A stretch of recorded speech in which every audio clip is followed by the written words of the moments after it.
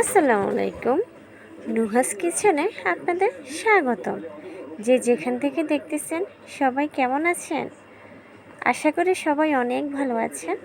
আলহামদুলিল্লাহ, আপনাদের দয়ায় আমিও অনেকটাই ভালো আছি।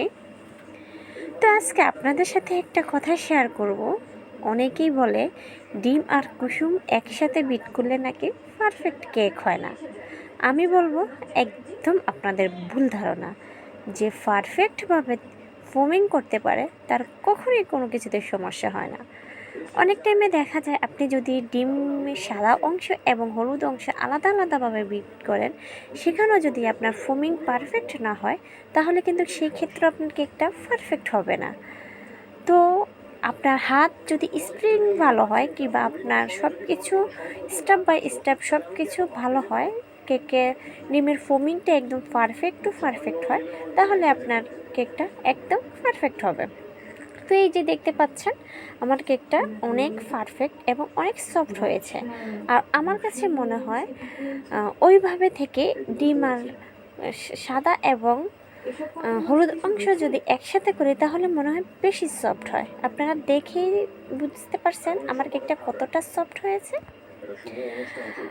আলহামদুলিল্লাহ, আমার কেকগুলো সবগুলোই অনেক সফট হয়। আমি সফট করার চেষ্টা করি।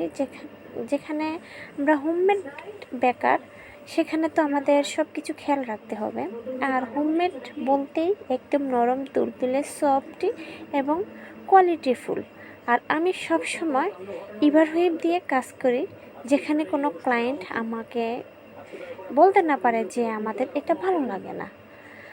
তো আমার কেকটা ক্রাম কোটিং হয়ে গেছে। এখন আমি আধা ঘন্টার জন্য আমি ফ্রিজে রেখে দিয়েছি একটু সেট হওয়ার জন্য। তারপর আমি আবার কাজ শুরু করলাম।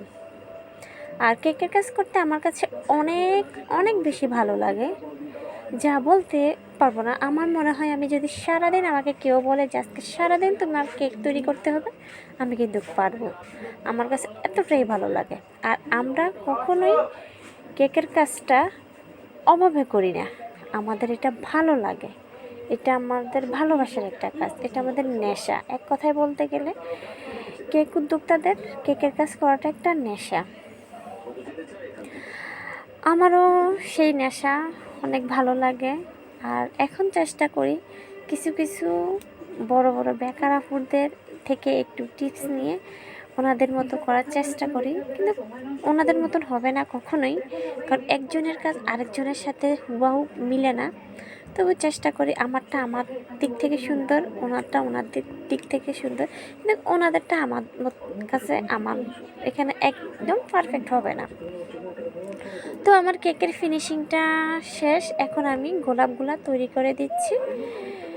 আর আমার থেকে যারাই কেক নেয় কখনোই তারা নিজেদের কোনো পছন্দের ডিজাইন দেয় না, আমার মতোই দেয়। তো আমি আমার মতো চেষ্টা করি একটু সুন্দর করে দিতে, যাতে সবাই বলতে পারে যে হ্যাঁ ভালো, সুন্দর হয়েছে। আর আমার কাছে কেন জানি মনে হয় আমার পছন্দ মতন দিলে আমার কাছে বেশি ভালো লাগে। আমি নিজের ইচ্ছে মতো সুন্দর করে ডিজাইন করতে পারবো। আর যখন আমি নিজের ইচ্ছা মতোই করি, তখন কিন্তু আমার কাছে অনেক ভালো লাগে, নিজের ইচ্ছা মতো সুন্দর করে ডিজাইন করতে পারে। কিন্তু যখন ক্লায়েন্ট আপুরা দেয়, তখন কিন্তু হুবহু কালার মিলাতে পারে না, কালার আসে না ঠিক মতো, তখন খুব কনফিউজড হয়ে যাই আমরা, কারণ সেম টু সেম কালার আসা যায় না। তো আমার ভিডিওটা কেমন লাগলো আপনাদের? যে যেখান থেকে দেখছেন সবাই লাইক কমেন্ট করে পাশে থাকবেন। সবাই ভালো থাকবেন, আমার জন্য সবাই দোয়া করবেন। আল্লাহ হাফিজ।